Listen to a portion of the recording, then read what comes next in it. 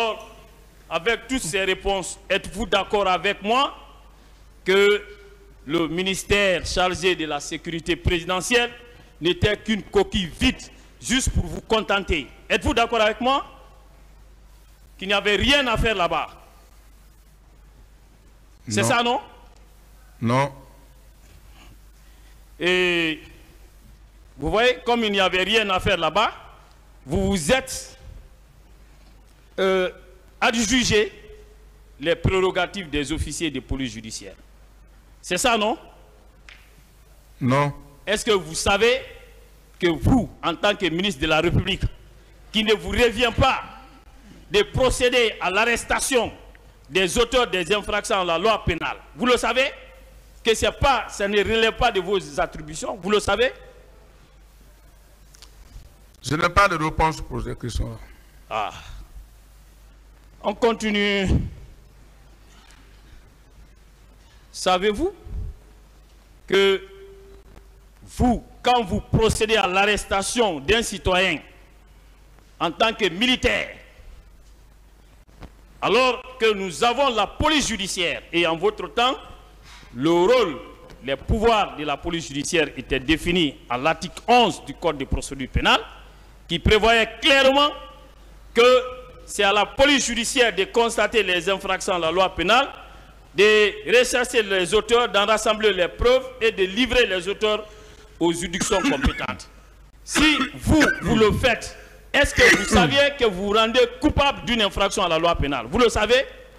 Et dont la peine allait de 5 à 10 ans de détention criminelle. Vous le savez? Je n'ai pas de réponse pour cette question. Bon, je vais vous aider, hein. Je vais vous donner lecture des dispositions de l'article 128.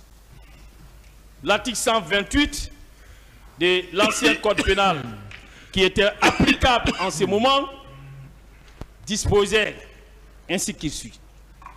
Lorsqu'un fonctionnaire public, un agent, un préposé ou un membre du gouvernement, vous étiez membre du gouvernement, donc ce texte s'applique à vous, aura donné ou fait quelque acte arbitraire ou porté atteinte soit à la liberté individuelle, soit aux droits civiques qu'un citoyen ou de plusieurs citoyens, soit à la loi fondamentale, il sera condamné à la peine de 5 à 10 ans de détention criminelle. Mon colonel, vous avez eu à dire ici, en répondant à des questions qui vous ont été posées, que lorsque vous arrêtiez un citoyen, que vous lui donnez des coups et vous le libérez. Savez-vous que ces agissements tombent sous le coup des dispositions de l'article 128 du Code pénal? Vous le savez? Je n'ai pas de réponse pour ça. Savez-vous, quand vous permettant... S'il vous plaît, je vous ai dit vos droits. Vous ne pouvez pas dire que vous n'avez pas de réponse. Je vous ai dit vos droits. Soit vous répondez par oui, par non. D'accord. Ou vous dites que vous ne répondez pas. D'accord. Voilà. Et en ce moment, le tribunal va apprécier. Mais répondez aux questions avec courtoisie. D'accord. Parce que de l'autre côté, on vous pose des questions depuis qu'on a commencé. C'est avec courtoisie qu'on s'adresse à vous. Donc, répondez aux questions de la même façon. Merci, monsieur Continuez, le Président. maître. Merci, monsieur le Président. Savez-vous qu'en acceptant ce que vous appelez mission, et c'est une mission imaginaire, nous allons le démontrer tout à l'heure, en acceptant, alors que vous n'en avez pas la qualité, de vous rendre à Manéa, comme vous le dites, pour arrêter des citoyens, que vous vous êtes rendu coupable de cette infraction, vous le saviez? Non.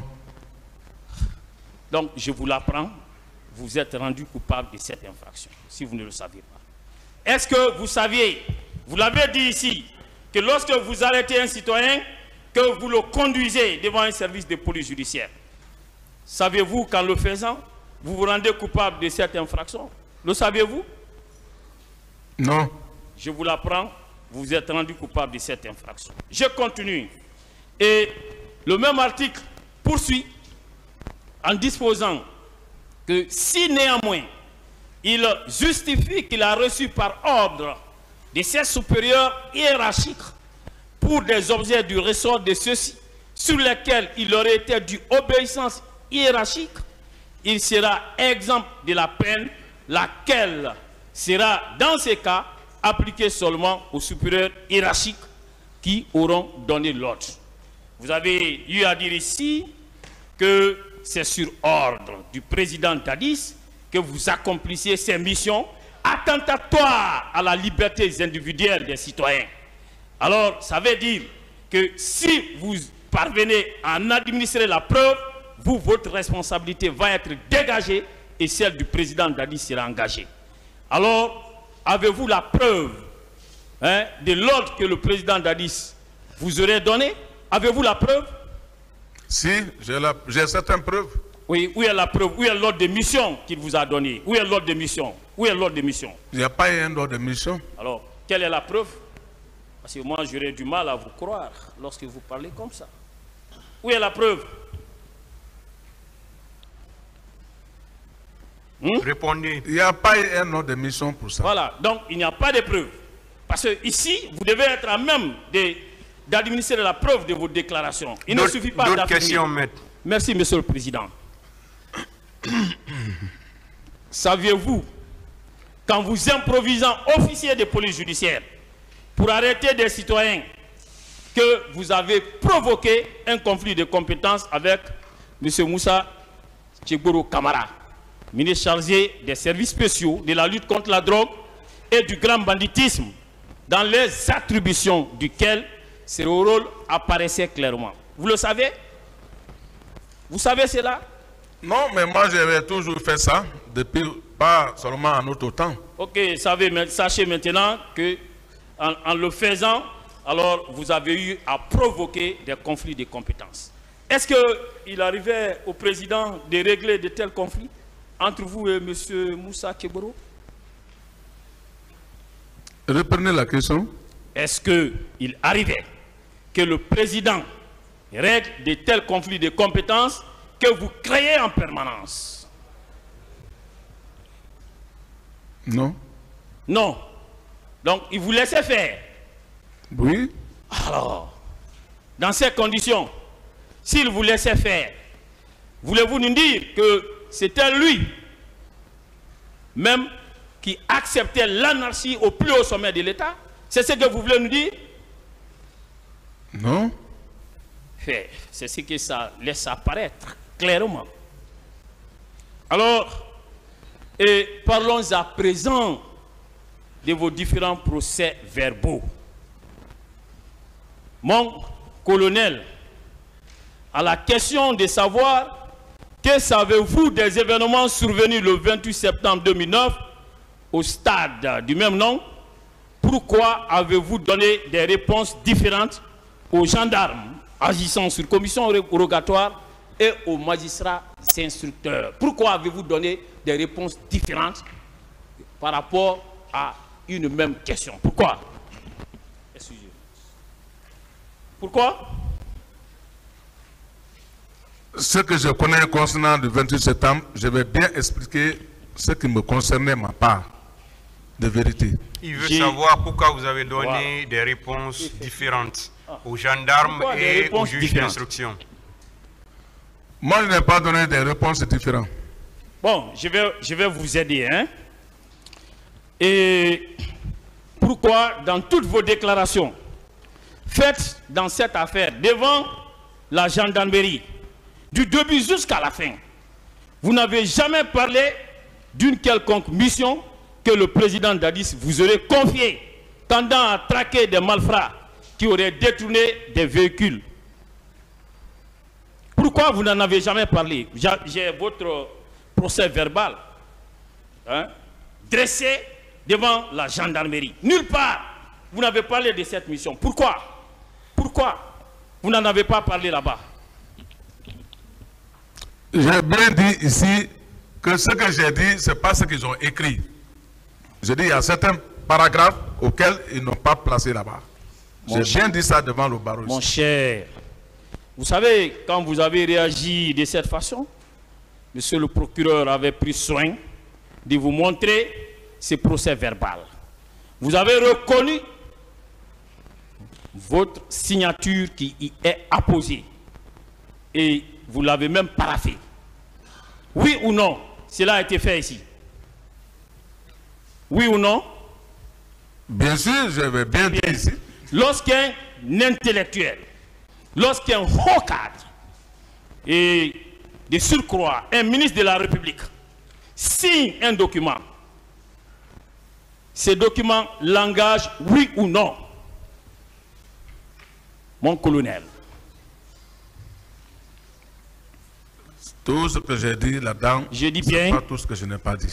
Répondez à la question. Est-ce que quand un haut cadre, un ministre de la République signe un document, ce document l'engage oui ou non?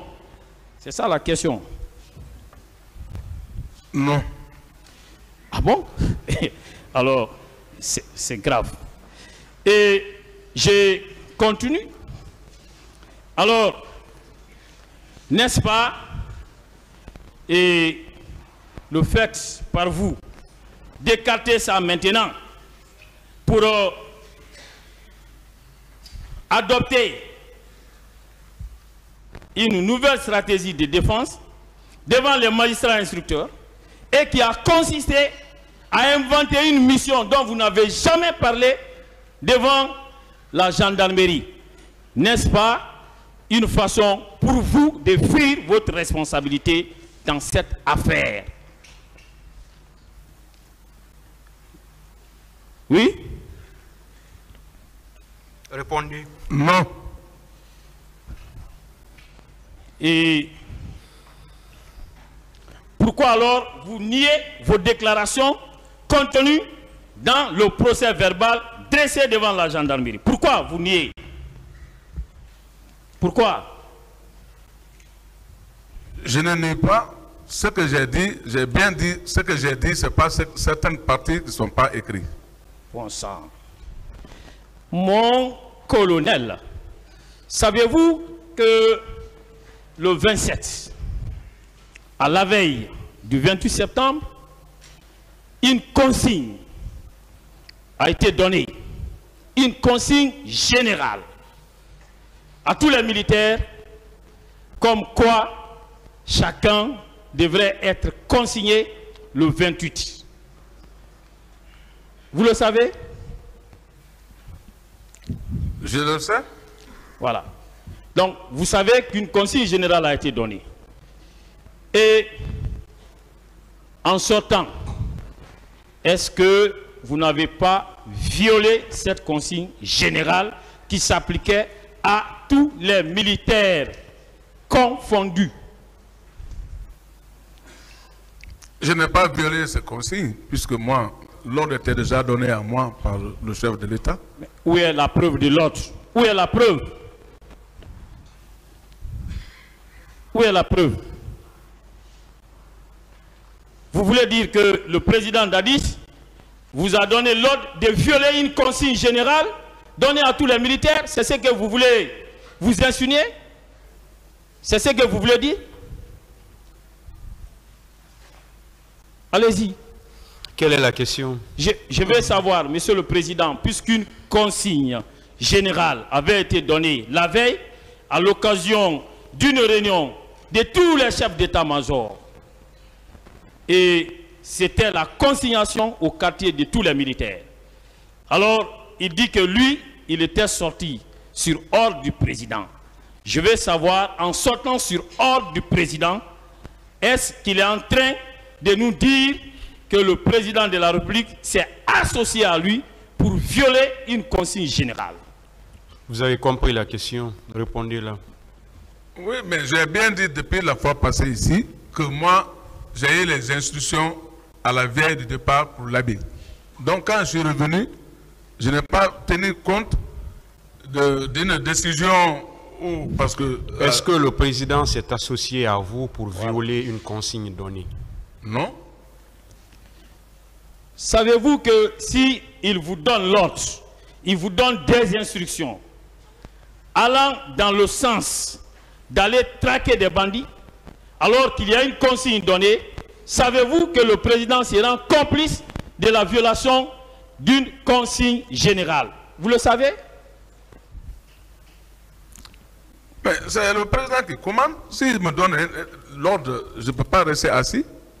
Je dois accomplir ma mission. Voilà. Et je vous apprends que dans ces conditions, le président s'est rendu coupable de la complicité de violation d'une consigne générale. Et je vous dis que c'est une infraction qui était prévue à l'article 101 du Code pénal.